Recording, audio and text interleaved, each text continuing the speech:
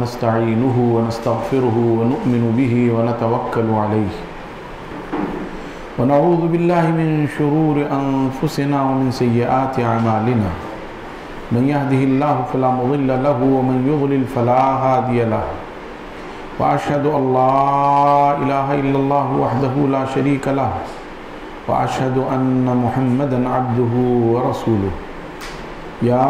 أيها الذين آمنوا اتقوا الله حق تقاته ولا تموتن إلا وأنتم مسلمون يا أيها الناس اتقوا ربكم الذي خلقكم من نفس واحدة وخلق منها زوجها وبث منهما رجالا كثيرا ونساء واتقوا الله الذي تساءلون به والأرحام إن الله كان عليكم رقيبا يا أيها الذين آمنوا اتقوا الله وقولوا قولا سديدا يصلح لكم أعمالكم ويغفر لكم ذنوبكم ومن يطع الله ورسوله فقد فاز فوزا عظيما أما بعد فإن خير الحديث كتاب الله وخير الهدي هدي محمد صلى الله عليه وآله وسلم وشر الأمور محدثاتها وكل محدثة بدعة وكل بدعة ضلالة وكل ضلالة في النار.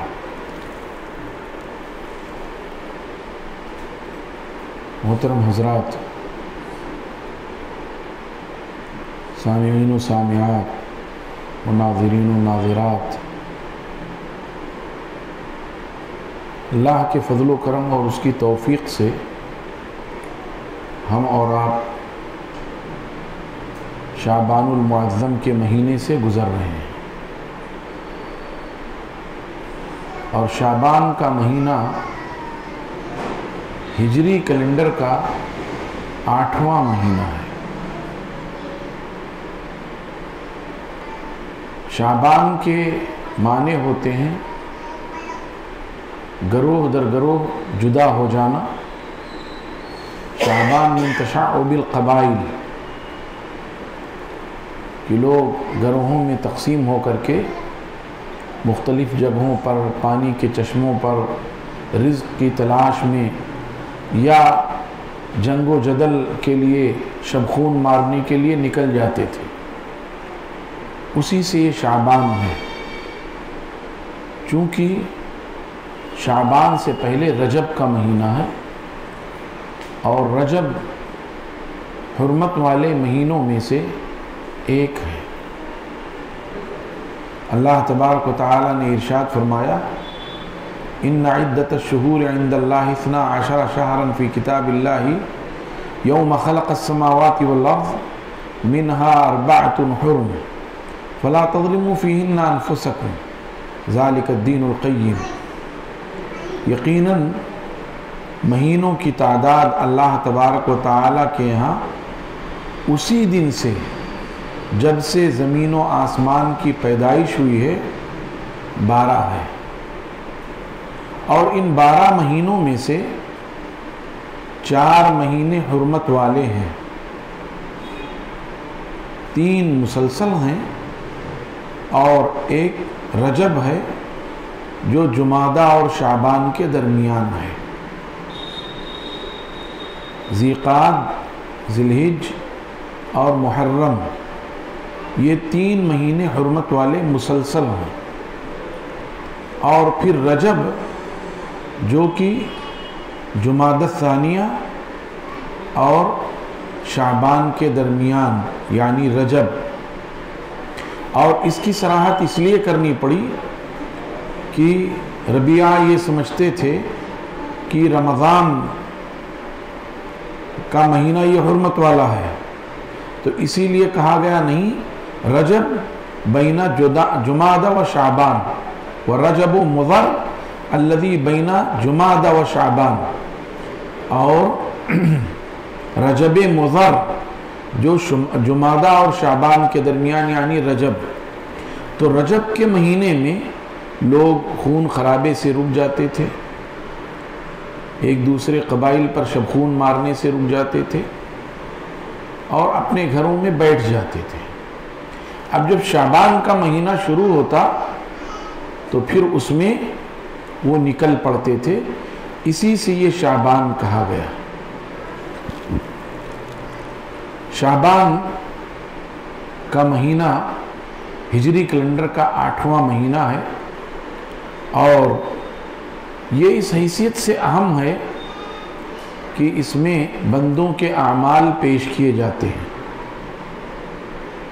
اللہ تعالیٰ کی جانب بندوں کے اعمال اٹھائے جاتے ہیں۔ یوں تو ہر پیر اور ہر جمعرات کو بندوں کے اعمال پیش کیے جاتے ہیں، لیکن سالانہ طور پر شعبان میں بندوں کے اعمال پیش کیے جاتے ہیں۔ اسامہ ابن زید رضی اللہ عنہما سے روایت ہے، کہتے ہیں اللہ کے رسول صلی اللہ علیہ وسلم میں دیکھتا ہوں کہ آپ شعبان کے مہینے میں کثرت سے روزے رکھتے ہیں، آخر اس کی وجہ کیا ہے، اس کی حکمت کیا ہے؟ تو رسول اللہ صلی اللہ علیہ وسلم نے فرمایا کہ اس مہینے میں بندوں کے اعمال اللہ تبارک و تعالیٰ پر پیش کیے جاتے ہیں۔ میں چاہتا ہوں کہ جب میرے اعمال اللہ تعالیٰ کی بارگاہ میں پیش کیے جائیں تو میں روزے سے رہوں۔ گویا اور مہینوں کے مقابلے میں آپ شعبان میں زیادہ روزہ رکھتے تھے۔ اسی لیے امہات المومنین عائشہ صدیقہ رضی اللہ تعالی عنہ، ام سلمہ رضی اللہ تعالی عنہ سے اس سلسلے میں کئی روایات مروی ہیں۔ ام سلمہ رضی اللہ تعالی عنہ کہتی ہیں میں نے کبھی نہیں دیکھا کہ رسول اللہ صلی اللہ علیہ وسلم نے مسلسل 2 مہینوں کا روزہ رکھا ہو سوائے شعبان اور رمضان کے۔ گویا شعبان میں کثرت سے روزہ رکھتے تھے۔ اور عائشہ صدیقہ رضی اللہ تعالی عنہ کی روایت جو ہے وہ یہ ہے کہ رسول اللہ صلی اللہ علیہ وسلم کثرت سے شعبان میں روزہ رکھتے، بہت تھوڑا ایسا ہوتا کہ آپ نے نہ رکھا ہو، بلکہ زیادہ تر آپ روزہ رکھتے تھے۔ تو رسول اللہ صلی اللہ علیہ وسلم کا عمل اس سلسلے میں یہی رہا ہے کہ آپ کثرت سے روزہ رکھتے تھے۔ چنانچہ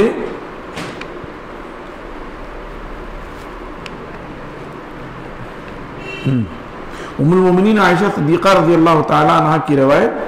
كان احب الشهور الى رسول الله صلی اللہ علیہ وسلم ان يصومه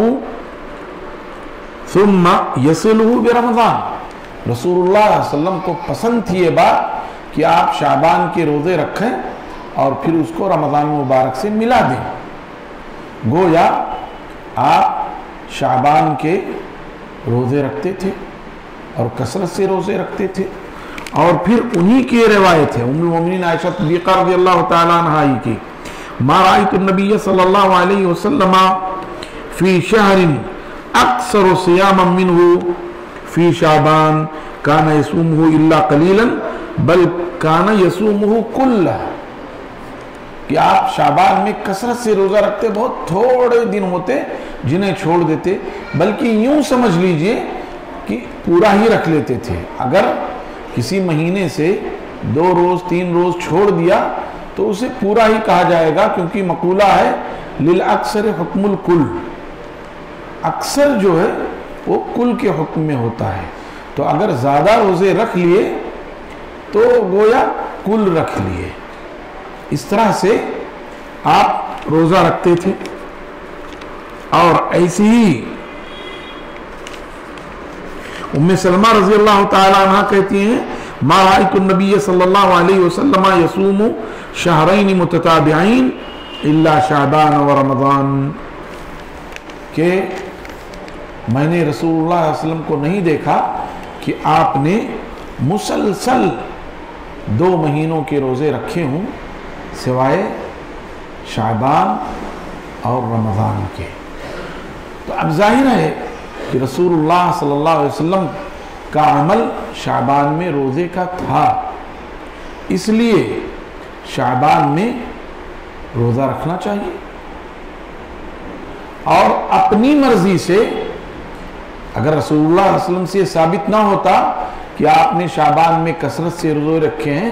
تو بھی مشروع نہیں ہوتا، اس لیے کہ اللہ کے رسول صلی اللہ علیہ وسلم نے یہ فرمایا ہے کہ تم کسی دن کو نفلی عبادت کے لیے خاص نہ کر لو، لا تختصوا لیلۃ الجمعہ بقیام من بین اللیالی، اور راتوں کے درمیان جمعہ کی رات کو قیام اللیل کے لیے خاص نہ کرو، ولا تختصوا یوم الجمعہ من صیام من بین الایام، اور جمعہ کے دن کو روزے کے لیے خاص نہ کر لو اور دنوں کے درمیان، الا یہ کہ پہلے سے وہ معمول چل رہا ہو، مثلا آدمی ایام 20 کے روزے رکھتا ہے، 13، 14، 15 کے روزے رکھتا ہے اور اس میں جمعہ کا دن آ رہا ہے، کوئی بات نہیں ہے، وہ درست ہے۔ یا پہلے سے کچھ نفلی روزے رکھ رہا ہے، ایام 20 کے علاوہ نفلی روزے رکھ رہا ہے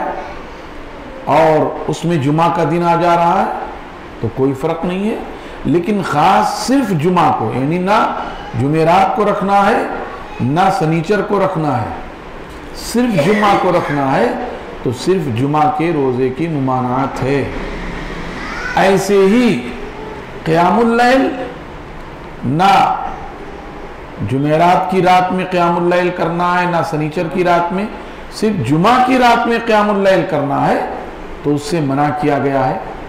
کیونکہ اس طرح سے کسی بھی دن کو خاص کر لینا ثواب کی نیت سے اور اپنے آپ اس کے بارے میں اچھا عقیدہ رکھ لینا، اپنے آپ اس کے بارے میں کچھ زیادہ سوچ لینا، یہ درست نہیں ہے۔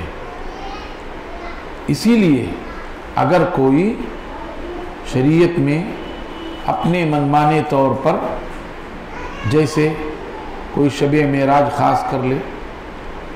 شب برات خاص کر لے، ایسی لیلۃ الجائزہ،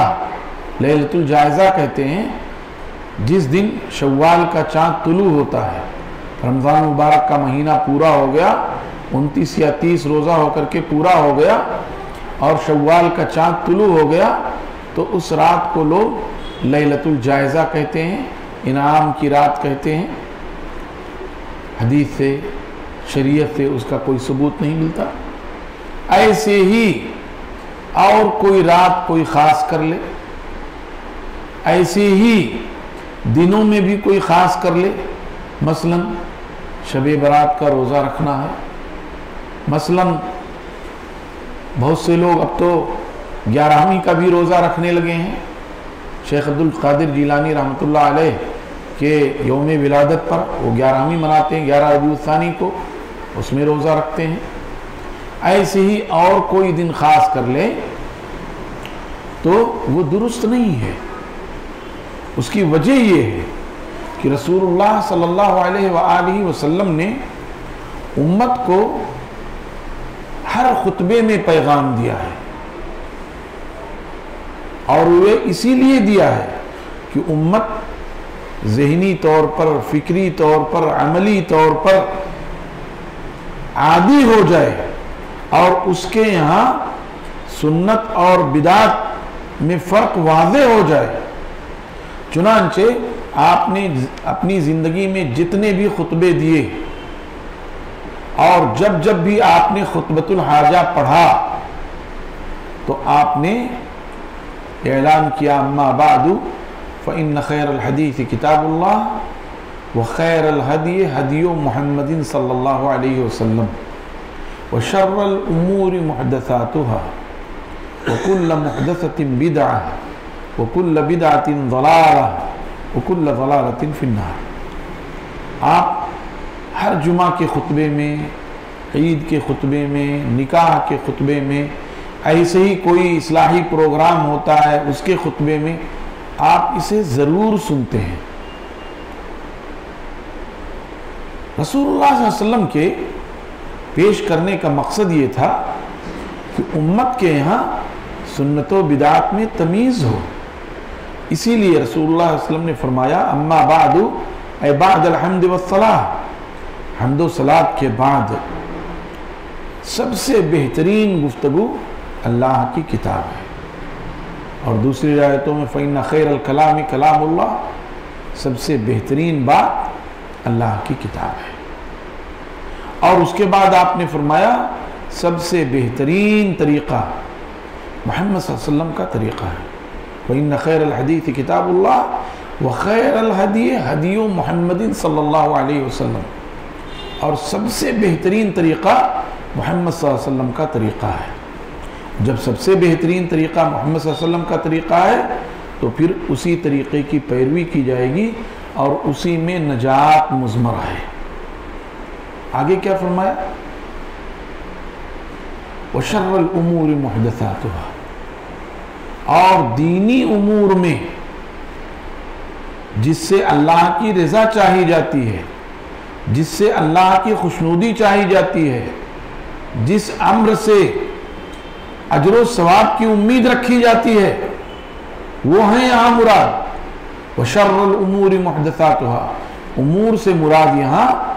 دینی امور ہیں، دنیاوی امور نہیں ہیں۔ دنیاوی امور تو ہر زمانے میں اور ہر علاقے میں برتنے کے اپنے اپنے الگ الگ انداز ہیں، ہر جگہ الگ الگ انداز ہے۔ کاروبار کا طریقہ ہو، کھیتی باڑی کا طریقہ ہو، رہن سہن کا طریقہ ہو، ہر علاقے میں اور ہر سماج میں الگ الگ ہے۔ بات چیت کا طریقہ ہو، گفتگو کا انداز ہو، الگ الگ ہے۔ تو دنیاوی معاملات یہاں مراد نہیں ہے۔ رسول اللہ صلی اللہ علیہ وآلہ وسلم جب مدینہ طیبہ تشریف لائے تو آپ نے دیکھا کہ لوگ تعبیر کرتے ہیں، کھجور کے درختوں کو، نر اور مادہ درخت کو ایک دوسرے سے چیر کے ملا دیتے ہیں، تو آپ کو ایسا محسوس ہوا کہ شاید یہ عقیدے کی کچھ بات ہے، تو آپ نے منع کر دیا کہ ایسا نہ کرو۔ صحابہ کرام رک گئے۔ صحابہ کرام کی فضیلت اسی لیے ہے کہ وہ ایک کام کرتے چلے آ رہے تھے، ان کو اس کا تجربہ تھا، لیکن رسول اللہ صلی اللہ علیہ وسلم نے جب روک دیا تو رک گئے، اور جب رک گئے اور تعبیر نہیں کیا تو اس سال پھل کم آئے۔ صحابہ کرام نے رسول اللہ صلی اللہ علیہ وسلم سے ذکر کیا، اور وقت گزرنے کے ساتھ آپ کو یہ احساس ہوا کہ اس تعبیر کا تعلق عقیدے سے نہیں ہے، اس تعبیر کا تعلق باغبانی سے ہے، شجر کاری سے ہے، اس کا عقیدے سے تعلق نہیں ہے۔ تو آپ نے پھر لوگوں کو اجازت دے دی اور آپ نے فرمایا انتم اعلم بامور دنیاکم، تم اپنے دنیاوی معاملات کو زیادہ جانتے ہو، لہذا کرو، کوئی بات نہیں۔ گویا یہ وشر الامور محدثاتها، یہاں امور سے مراد دینی امور ہیں، اور اسی لیے ام المومنین عائشہ صدیقہ رضی اللہ تعالی عنہ فرماتی ہیں من احدث فی امرنا ھذا ما لیس منہ فہو رد، جس نے ہمارے اس معاملے میں، ہمارے اس دین میں، رسول اللہ صلی اللہ علیہ وسلم نے فرمایا کہ جس نے ہمارے اس دین میں، ہماری شریعت میں کوئی نئی چیز نکالی تو وہ عمل مردود ہے۔ من عمل عملا لیس علیہ امرنا فہو رد، مومنین عائشہ صدیقہ رضی اللہ تعالی عنہ کی یہ روایت بھی ہے کہ رسول اللہ صلی اللہ علیہ وسلم نے فرمایا جس نے کوئی ایسا کام کیا جس پر ہمارا عمل نہیں ہے، من عمل عملا لیس علیہ امرنا، جس نے کوئی کام کیا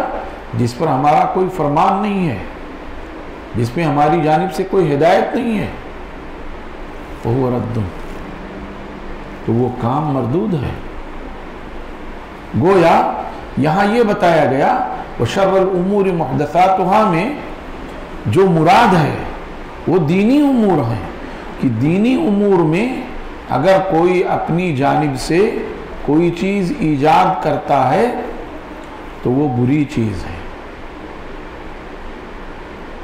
وشر الامور محدثاتها وکل محدثۃ بدعہ، ہر نئی چیز جو ایجاد کی گئی ہے جس پر نہ کتاب اللہ سے کوئی سند ہے نہ رسول اللہ صلی اللہ علیہ وسلم کی جانب سے کوئی سند ہے تو وہ نئی چیز ہوئی۔ اور کیا کہا گیا؟ ہر نئی چیز بدعت ہے، اور پھر فرمایا گیا کہ ہر بدعت گمراہی ہے، اور ہر گمراہی جہنم کی طرف لے جانے والی۔ گویا اس پوری بات میں یہ کہا گیا کہ آدمی جو بھی عمل کر رہا ہو اس میں وہ یہ دیکھے کہ اس عمل کی سند کہاں سے مل رہی ہے، قرآن پاک سے مل رہی ہے یا حدیث پاک سے مل رہی ہے۔ اگر ان دونوں سرچشموں سے مل رہی ہے تب تو وہ عمل مقبول ہے، تب تو اس عمل پر اللہ کے ہاں اجر و ثواب ہے، تب تو اس عمل پر اللہ کی رضا اور اس کی خوشنودی ہے۔ لیکن اگر اس عمل کو ان دونوں سرچشموں سے کوئی سند نہیں ملتی تو پھر وہ عمل اللہ کی نگاہ میں مقبول نہیں ہے۔ اس لیے کہ رسول اللہ صلی اللہ علیہ وآلہ وسلم نے اپنی زندگی کے آخری ایام میں، جبکہ صحابہ کرام تکلیف میں مبتلا تھے، رسول اللہ صلی اللہ علیہ وسلم سے جدائی کا وقت تھا، پریشان تھے، اب کیا ہوگا؟ آپ تھے تو ہم آپ سے پوچھ کر کے عمل کیا کرتے تھے، کوئی بھی مسئلہ پیش آتا آپ کے سامنے رکھتے، اسے آپ حل کر دیتے تھے۔ اب پریشان تھے کیا ہوگا؟ رسول اللہ علیہ وسلم کے رخصت کا وقت ہے، آپ کی وفات کا وقت ہے، اب ہم کس سے پوچھیں گے؟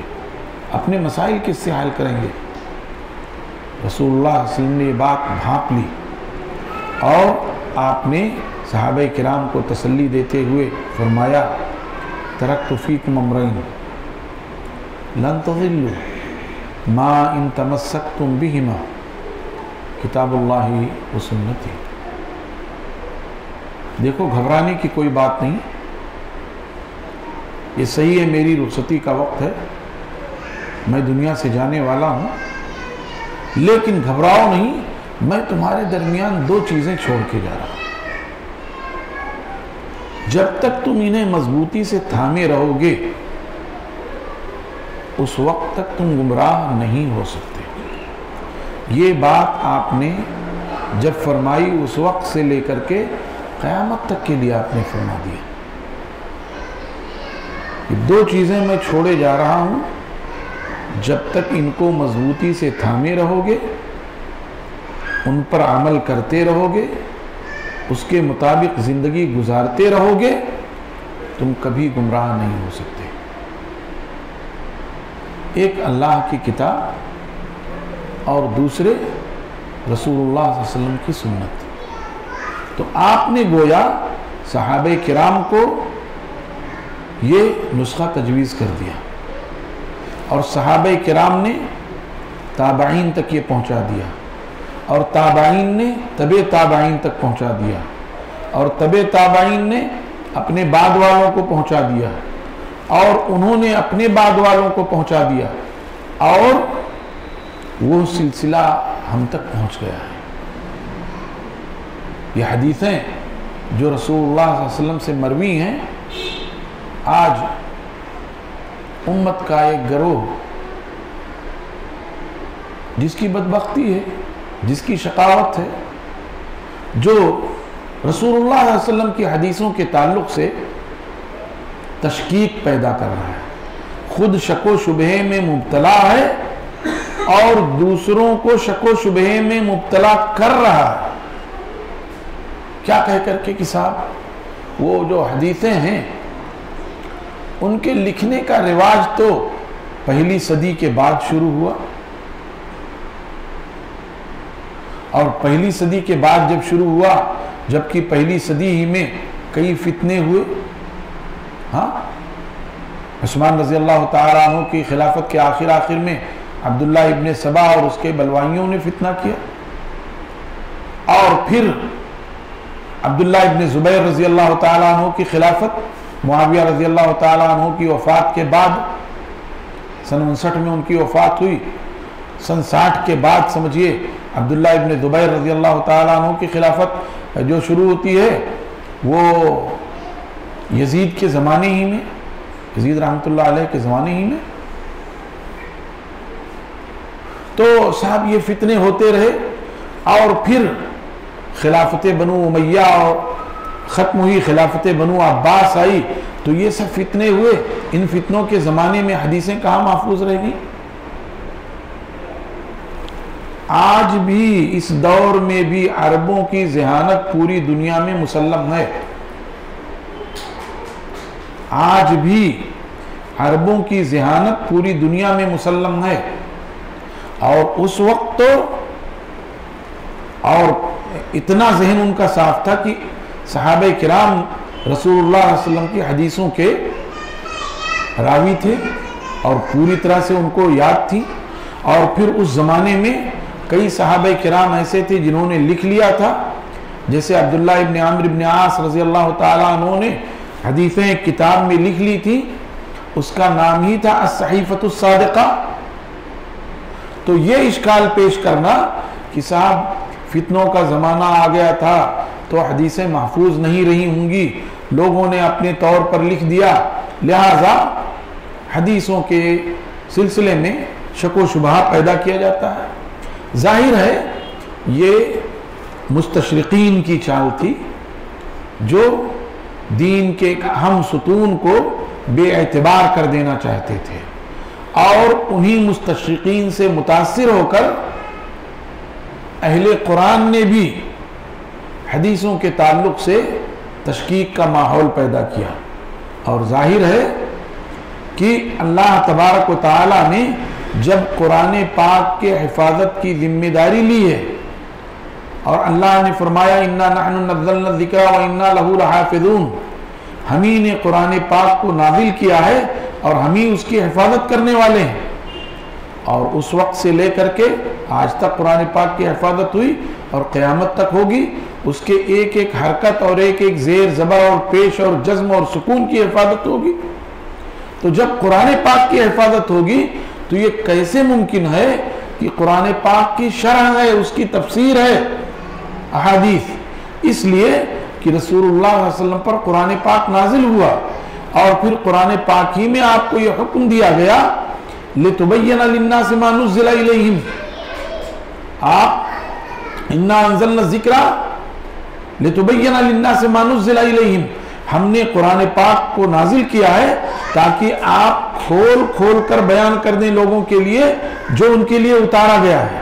اور رسول اللہ صلی اللہ علیہ وسلم نے اسے کھول کھول کے بیان کیا۔ ایسے ہی اللہ تعالیٰ نے فرمایا وَأَمَّا بِنِعْمَتِ رَبِّكَ فَحَدِّثْ، آپ اپنے رب کی نعمتوں کو بیان کیجئے۔ رسول اللہ صلی اللہ علیہ وسلم نے اللہ کی ان نعمتوں کو بیان کیا، وہی جو رسول اللہ علیہ وسلم نے لوگوں کے لیے تشریح کی، اور وہی جو رسول اللہ علیہ وسلم نے اپنے رب کی نعمتوں کو بیان کیا، وہی حدیث کہلائے۔ تو جب قرآن پاک کی حفاظت کی ذمہ داری اللہ تعالیٰ نے لی ہے تو اس کا لازمی نتیجہ یہ ہے کہ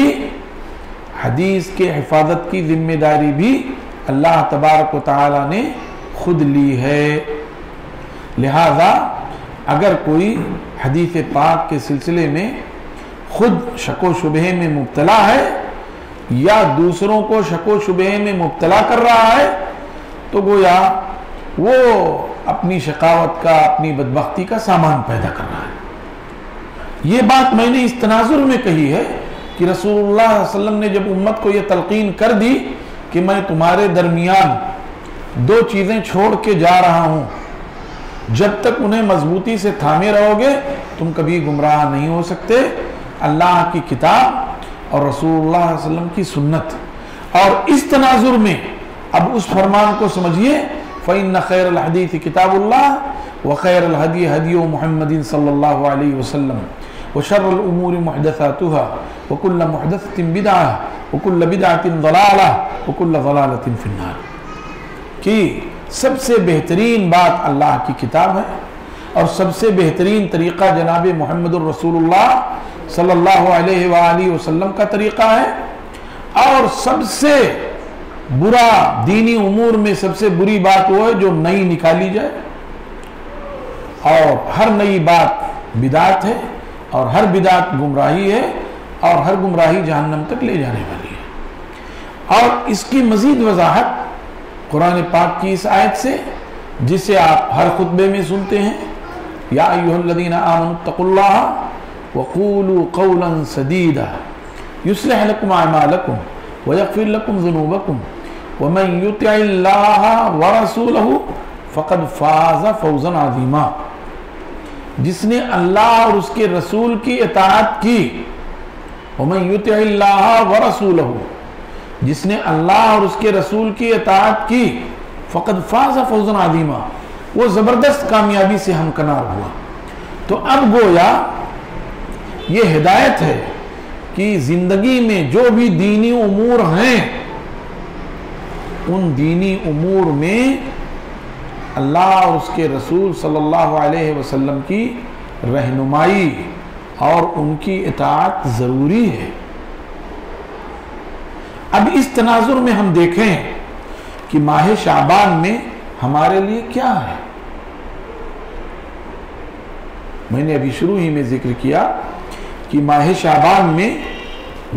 ہمارے لیے جو رسول اللہ صلی اللہ علیہ وسلم سے ثابت ہے وہ یہ ہے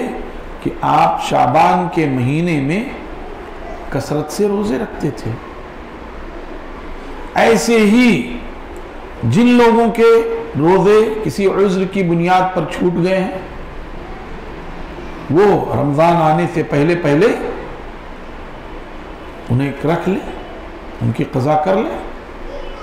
ام المؤمنین عائشہ صدیقہ رضی اللہ تعالی عنہ کہتی ہیں کہ کئی دفعہ ایسا ہوتا کہ میرے ذمے چھوٹے ہوئے جو روزے ہوتے وہ شعبان تک مؤخر ہو جاتے اور میں شعبان میں روزہ رکھتی تھی. تو اس وجہ سے ضروری ہو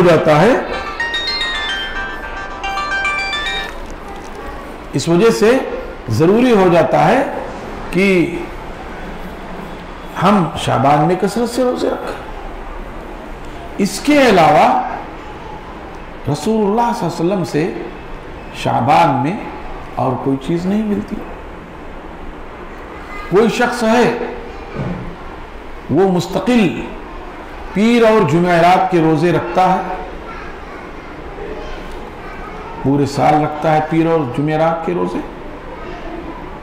وہ رکھ سکتا ہے، شعبان میں بھی رکھے. ایک شخص ہے وہ ایام بیض کے روزے رکھتا ہے، 13، 14، 15 ہر مہینے میں رکھتا ہے، شعبان ہی خاص نہیں، ہر مہینے میں رکھتا ہے، تو شعبان میں بھی وہ رکھے. لیکن اس کے علاوہ اگر کوئی اپنی طرف سے شعبان میں اگر کچھ اور کرنا چاہتا ہے تو اس کے لیے ضروری ہے کہ وہ رسول اللہ صلی اللہ علیہ وسلم کی حدیثوں سے سند لے. مثلا لوگ 15ویں شعبان کی رات میں قیام کرتے ہیں اور 100 رکعتیں اس طرح پڑھتے ہیں کہ ہر رکعت میں سورہ فاتحہ کے بعد قل هو اللہ احد پڑھتے ہیں 10 مرتبہ. یا شعبان کی رات میں کثرت سے تلاوت کرتے ہیں 15ویں شعبان کی رات میں، یا 15ویں شعبان کی رات میں قبروں کی زیارت کرتے ہیں. ایسے ہی 15ویں شعبان کے دن میں خاص طور سے روزہ رکھتے ہیں. دیکھنا یہ چاہیے کہ کیا رسول اللہ صلی اللہ علیہ وسلم سے اس سلسلے میں کچھ ثابت ہے. 15ویں شعبان کی رات کے سلسلے میں اور 15ویں شعبان کے دن کے سلسلے میں کیا کچھ رسول اللہ صلی اللہ علیہ وسلم سے ثابت ہے؟ خالص اس ایک رات کے لیے یا خالص اس ایک دن کے لیے رسول اللہ صلی اللہ علیہ وآلہ وسلم سے کچھ بھی مروی نہیں ہے، کوئی بھی صحیح روایت مروی نہیں ہے۔ اور ابھی آپ سن چکے ہیں لا تختص لیلۃ الجمعہ لقیام من بین اللیالی، کہ جمعہ کی رات کو قیام اللیل کے لیے خاص نہ کرو اور راتوں کے درمیان، ایسے ہی جمعہ کے دن کو روزے کے لیے خاص نہ کرو اور دنوں کے درمیان، تو ایسے ہی کسی اور دن میں بھی اور کسی اور رات میں بھی خاص کر کے عبادت کرنا، جیسے میں نے ذکر کیا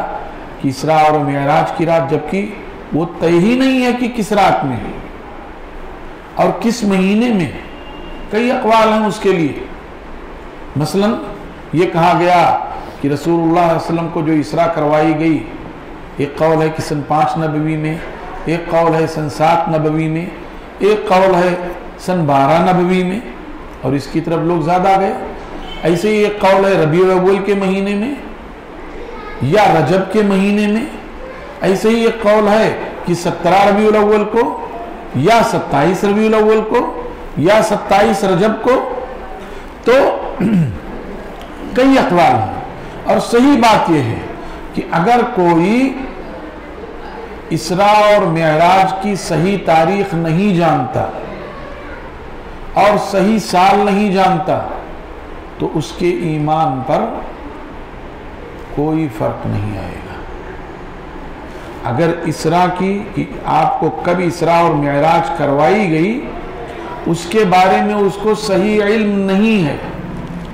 تو اس کے ایمان میں کوئی کمی نہیں ہوگی، اور کل قیامت میں اس سے پوچھا نہیں جائے گا۔ اس سے جو پوچھا جائے گا اس پر جو عائد ہیں فرائض، واجبات، سنن، نوافل، مستحبات، ان کے تعلق سے، اور پوچھا بھی جائے گا فرائض کے تعلق سے، مستحبات کے بارے میں بھی نہیں پوچھا جائے گا، اس سے فرائض کے بارے میں پوچھا جائے گا۔ تو اگر وہ نہیں جانتا تو اس کی کوئی گرفت نہیں ہوگی۔ ایسے ہی جب اس رات کو خاص نہیں کر سکتے تو سال کی اور راتوں کو بھی خاص نہیں کر سکتے سوائے ان راتوں کے جس کے لیے رسول اللہ صلی اللہ علیہ وسلم نے ہدایت دی ہے، جیسے لیلۃ القدر ہے، رمضان مبارک کی آخری عشرے کی طاق راتوں میں آپ نے جاگنے کا حکم دیا ہے، اس میں وہ جاگے اور کثرت سے اللہ تبارک و تعالیٰ کی عبادت کرے، تلاوت قرآن پاک کرے، سنن اور نوافل کا اہتمام کرے۔ تو جہاں رسول اللہ صلی اللہ علیہ وسلم کی جانب سے ہدایت ہو وہاں تو ٹھیک ہے، لیکن جہاں کچھ نہ ملتا ہو وہاں اپنی طرف سے خاص نہیں کر سکتے۔ اصل مشکل یہ ہوئی ہے کہ قرآن پاک میں اللہ تعالیٰ نے فرمایا اِنَّا أَنزَلْنَاهُ فِي لَيْلَةٍ مُبَارَكَةٍ، ہم نے اس قرآن پاک کو ایک مبارک رات میں نازل کیا ہے۔ تو اکثر مفسرین تو اس سے یہ کہتے ہیں کہ اس سے مراد لیلۃ القدر ہے، اور اس کی دلیل ملتی ہے قرآن پاک ہی سے، اِنَّا أَنزَلْنَاهُ فِي لَيْلَةِ الْقَدْرِ وَمَا أَدْرَاكَ مَا لَيْلَةُ الْقَدْرِ، کہ ہم نے قرآن پاک کو لیلۃ القدر میں نازل کیا ہے۔ ایسے ہی شہر رمضان الذی انزل فیہ القرآن، قرآن پاک کو ہم نے رمضان کے مہینے میں اتارا ہے، شہر رمضان الذی انزل فیہ القرآن، ہم نے رمضان کے مہینے میں قرآن پاک کو اتارا۔ تو یہ بات طے ہے کہ وہ رات جس میں قرآن پاک کا نزول ہوا وہ رمضان مبارک میں ہے، اور یہ رات بھی طے ہے کہ وہ رات جس میں قرآن پاک کا نزول ہوا ہے وہ لیلۃ القدر ہے۔ اب بعض لوگوں نے جن کے قول کا کوئی اعتبار نہیں، ان کے پاس کوئی دلیل اور سند نہیں، انہوں نے یہ کہہ دیا کہ صاحب اس سے مراد یہی شعبان کی 15ویں رات ہے جس میں ہم نے قرآن پاک کو نازل کیا، لیکن ان کے پاس اس کی کوئی دلیل موجود نہیں ہے۔ صرف اس آیت کے جواب میں بعض مفسرین کا قول پیش کرتے ہیں، جبکہ ابھی آپ نے سنا کہ ہم نے اس کے لیے کہ اس سے مراد انا انزلناہ فی لیلۃ مبارکہ، اس سے مراد جو ہے لیلۃ القدر ہے، اور لیلۃ القدر رمضان مبارک میں ہے، یہ طے ہے۔ تو اس کی وجہ سے جن لوگوں نے یہ کہہ دیا کہ رمضان مبارک میں یہ جو ہے شعبان کی 15ویں رات کو قرآن پاک کا نزول ہوا، کہیں سے بھی ثابت نہیں ہے۔ اب اس کی وجہ سے لوگوں نے جو ہے 15ویں رات کو، شعبان کی 15ویں رات کو متبرک اور مبارک مان لیا اور اس میں اہتمام کرنے لگے۔ ایسے ہی یہ کہ ایک روایت ہے، ینزل اللہ تبارک و تعالی الی السماء الدنیا فی لیلۃ النصف من شعبان، اللہ تبارک و تعالی سماء دنیا پر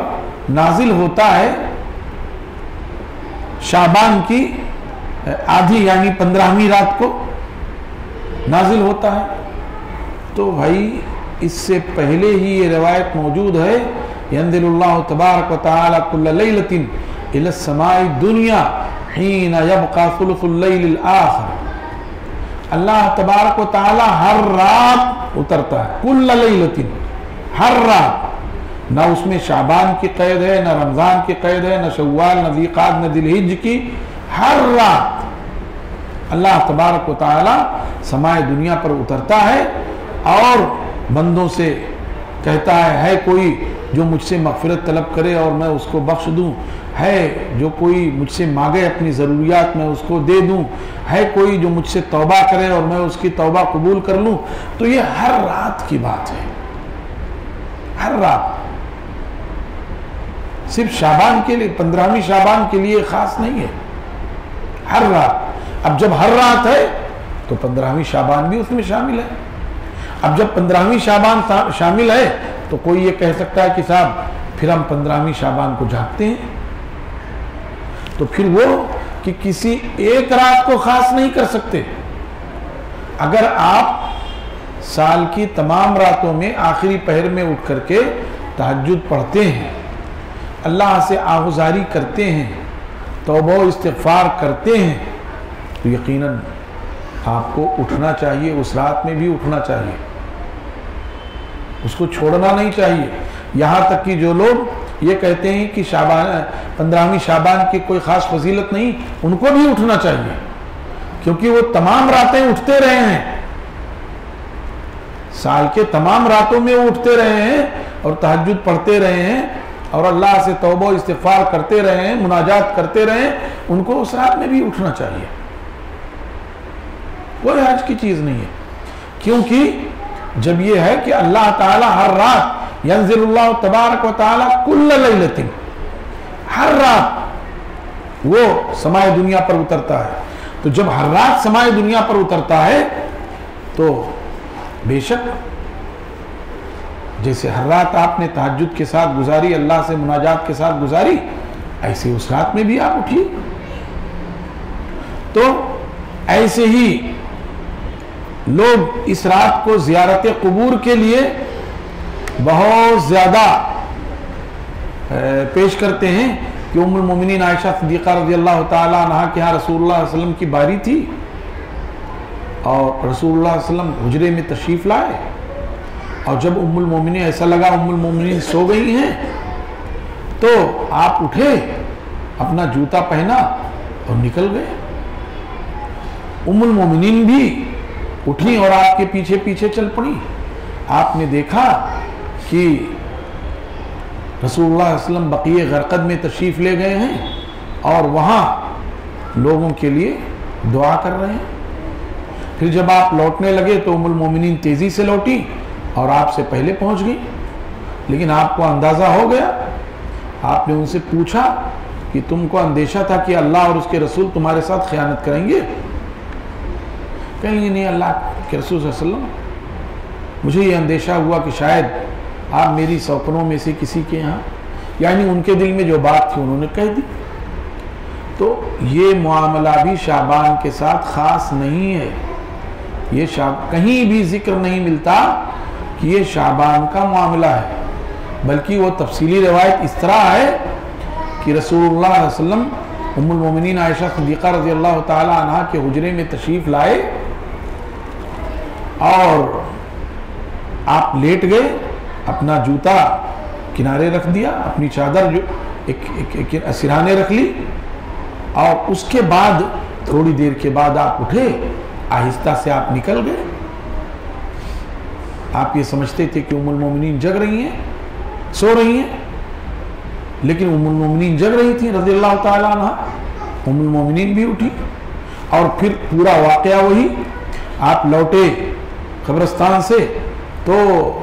کبھی آہستہ چلے، پھر تھوڑا تیز چلے، پھر تھوڑا دوڑے، جیسے جیسے رسول اللہ صلی اللہ علیہ وسلم کرتے گئے آپ بھی دوڑتی چلی گئی. اور جب آپ آئے تو آپ نے دیکھا ان کی سانس پھول رہی تھی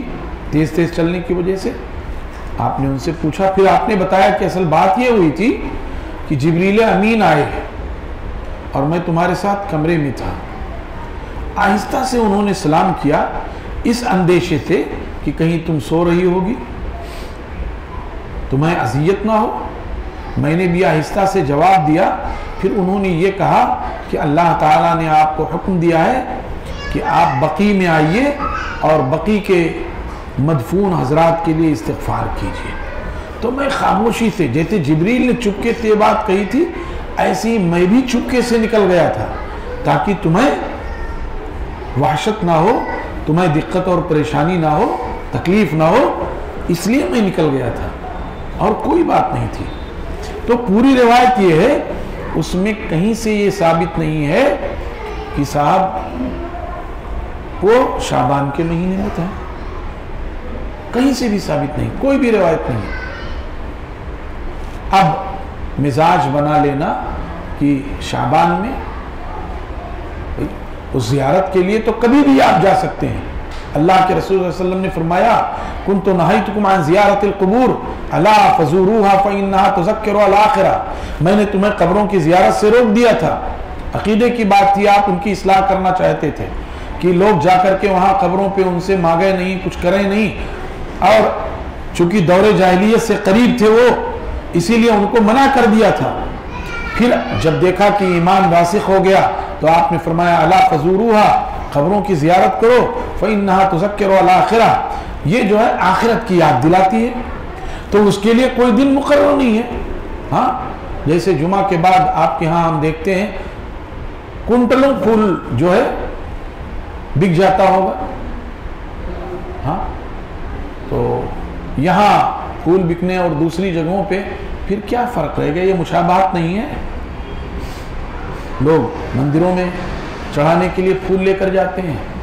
ہم بھی پھول لے کر جاتے ہیں اپنے مردوں کو چڑھانے کے لیے. ارے اس سے تو اچھا یہ تھا کہ آپ جاتے، ان کے سرہانے کھڑے ہو کر کے ان کے لیے دعا استغفار کر دے، اللہ ان کو بخش دے،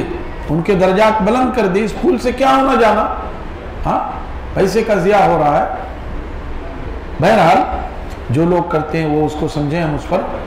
جو صحیح بات ہے وہ کہہ دیتے ہیں، ہم ان پر کوئی نقد نہیں کرتے. تو اس کی وجہ سے مطلب اس 15ویں شعبان کو اچھا سمجھتے ہیں. پتہ نہیں کہاں سے باطل عقیدہ آ گیا کہ صاحب وہ روحیں اپنے گھروں میں آتی ہیں، جبکہ قرآن پاک نے کیا کہہ دیا؟ کلا ان کتاب الابرار لفی علیین وما ادراک ما علیون، کہ نیک لوگوں کی روحیں مقام علیین میں جمع ہو گئی ہیں. اور یہ بھی کہہ دیا کلا ان کتاب الفجار لفی سجین، بروں کی روحیں سجین میں جمع ہو گئی. تو اب وہ جب جمع ہو گئی تو یہاں کہاں سے آ جائیں گی؟ ہاں، اور پھر اس سے آگے برزخ کا معاملہ کیا ہے ہم نہیں جانتے اس کو. جب اللہ تعالیٰ نے فرمایا وَلَا تَقُولُوا لِمَنْ يُقْتَلُ فِي سَبِيلِ اللَّهِ أَمْوَاتٌ بَلْ أَحْيَاءٌ وَلَكِنْ لَا تَشْعُرُونَ، وہ زندہ ہیں لیکن ان کی زندگی کی کیفیت کیا ہے نہیں جانتے. تو برزخ ایک الگ دنیا ہے, ہم برزخ کے تعلق سے نہیں جانتے, تو ہم نے یہ کیسے فیصلہ کر لیا کہ صاحب وہ روحیں جو ہے وہ اپنے گھروں میں آتی ہیں. کہیں سے کوئی سند اور کوئی ثبوت نہیں ملتا. عام جو زیارت کا طریقہ ہے اس طریقے پر آدمی جائے, بلکہ اگر لوگوں نے آج یہ مزاج بنا لیا ہے کہ خاص اس رات میں جاتے ہیں تو اس رات وہ نہ جائے تو بہتر ہے, اس رات وہ نہ جائے تو بہتر ہے. میں نے تہجد کے لیے کہا اس رات بھی وہ کرے, لیکن یہاں ایسا نہیں کہ آپ روزانہ ہی جائیے, معمول بنا لیجیے, کبھی بھی جائیے آپ, تو اس دن نہ جائے. ایسے ہی لوگوں نے جمعہ کے دن یعنی 15 شعبان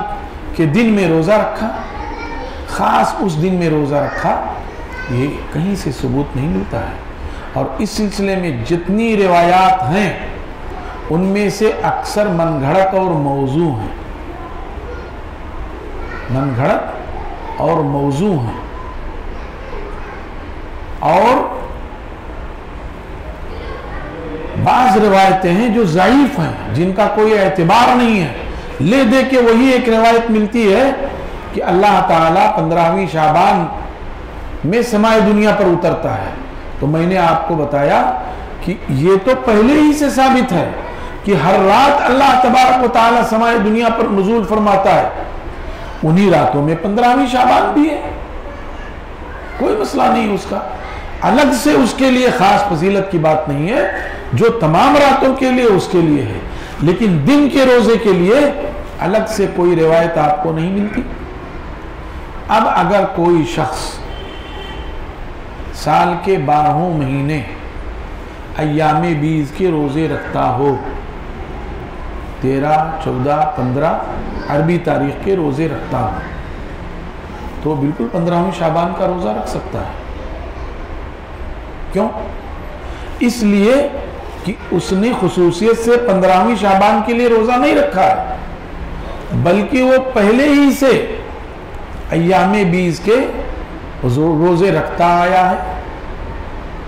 اس لیے اس کا یہ اعتبار نہیں ہوگا. ایسے ہی کوئی شخص ہے پیر اور جمعرات کے روزے رکھتا ہے, مستقلاً سال کے 12 مہینے پیر اور جمعرات کے روزے رکھتا ہے. اب اتفاق یہ ہے کہ پیر کے دن 15 شعبان ہو گیا یا جمعرات کے دن 15 شعبان ہو گیا, اس سے کوئی فرق نہیں پڑتا, چونکہ وہ مستقل رکھتا چلا آ رہا ہے, رکھ لے, کوئی حرج نہیں. اگر اس نے نہیں رکھا صرف مشابہت کی وجہ سے کہ مشابہت ہو جائے گی, تو ایک مستحب عمل ہے, سنت عمل ہے, اگر اس نے نہیں رکھا تو کوئی حرج کی بات نہیں. لیکن اگر وہ رکھ رہا ہے جیسے اس نے ہمیشہ رکھا ہر پیر اور جمعرات کو, ایسے ہی اس نے اس 15 شعبان کو پیر یا جمعرات آیا اور اس نے رکھ لیا, وہ اس زمرے میں نہیں ہوگا. تو میرے بھائیوں اور دوستو, شعبان کے تعلق سے یہ چند باتیں تھیں.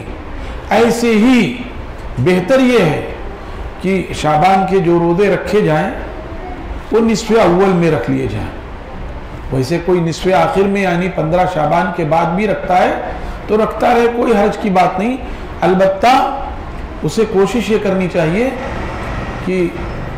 28, 29 شعبان کے روزے, 27, 28, 29 شعبان کے روزے نہ رکھے,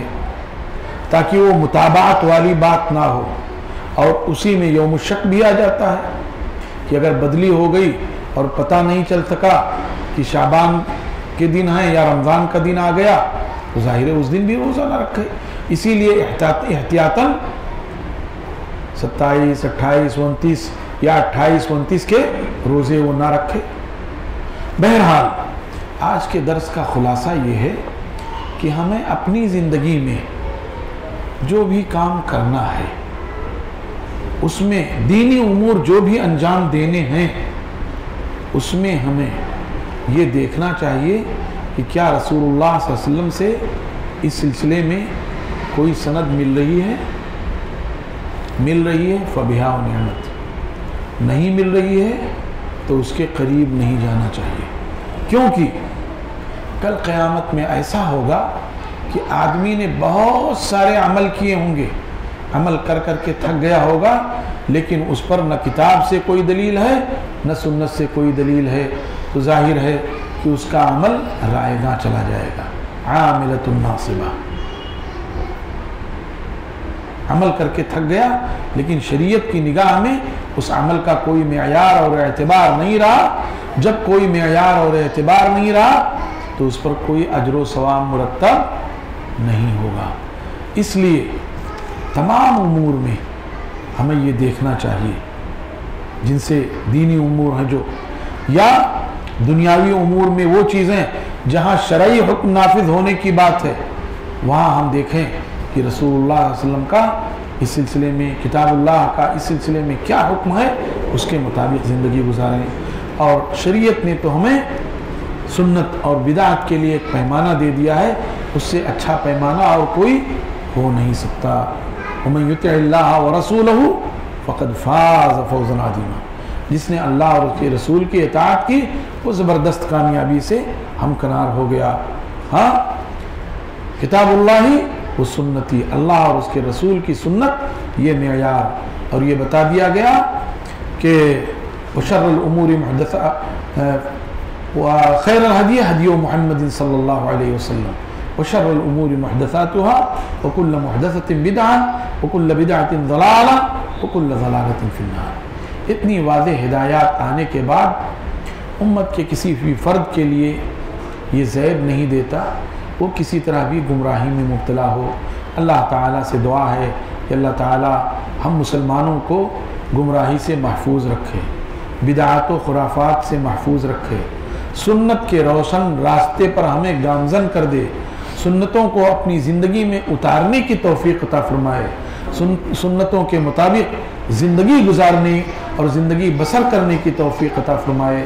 اللہ تعالی ہم سب سے راضی ہو، ہم سب کو حسن عمل اور حسن خاتمہ کی توفیق عطا فرمائے۔